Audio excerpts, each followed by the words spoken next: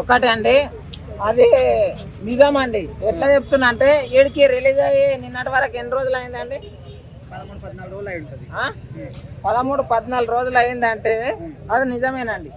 ఎందుకంటే అదే 2 రోజులలో 4 రోజులలో వేసినా కూడా నేను ఫేక్ కలెక్షన్స్ అనే చెప్తుంది. నిజం చెప్తున్నా.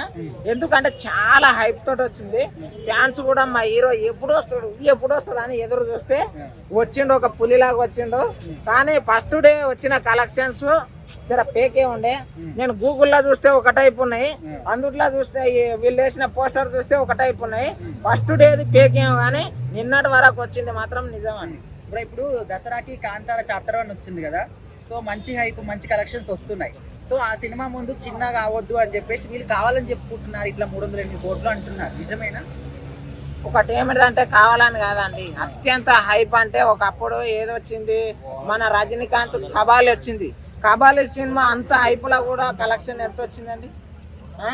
అంతగానో అది ఫెయిల్ అయినా కూడా ఒక రేంజ్లో వచ్చినాయి కలెక్షన్లు. కానీ వీళ్ళది పెట్టుబడి దాటిపోయింది కాబట్టి డిస్ట్రిబ్యూటర్లతో ఊకొని వాళ్ళకి అవార్డులు ఇచ్చి కూడా ఫోటోలు చేయరు అంటే వాళ్ళు లాభాల్లో ఉంటారు అని అర్థం. అంటే కొన్ని చోట్ల ఇప్పటికి కూడా డిస్ట్రిబ్యూటర్లు ఇంకా నష్టాల్లోనే ఉన్నారు, వాళ్ళకి బ్రేక్ ఈవెన్ కూడా కాలేదు, అప్పుడే లాభాలు వచ్చినాయని ఎట్లా చెప్తారనే విధంగా కూడా అంటున్నారు. సార్ రిలీజ్ అయ్యి 6 రోజులు అయింది సార్, పక్కాది లాభాల బాట పట్టింది కాబట్టి వాళ్ళు ఆ ఫంక్షన్ చేస్తున్నారు. ఇంతకు ముందు ఆయన సినిమాలు ఎన్నో రిలీజ్ అయినాయి, ఎంతమంది నష్టపోయినామని ముందుకు వచ్చి చెప్పలేదు, చెప్పారు కదా.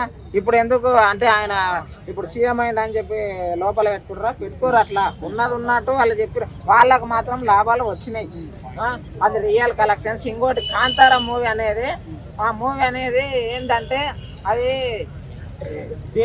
దేవునికి సంబంధించిన హిందుత్వం కలిగిన సినిమా కాబట్టి ఆ సినిమా ఇంతకుముందు చాప్టర్ 1 వచ్చి ఒక ప్రపంచం సృష్టించింది కాబట్టి దానికి దీనికి పోలిక పెట్టకండి, ఓకేనా? అది వేరు ఇది వేరు, కంటెంట్ వేరే అండి. కలెక్షన్స్ కాదు, ఒరిజినలే అంటారు. ఎస్.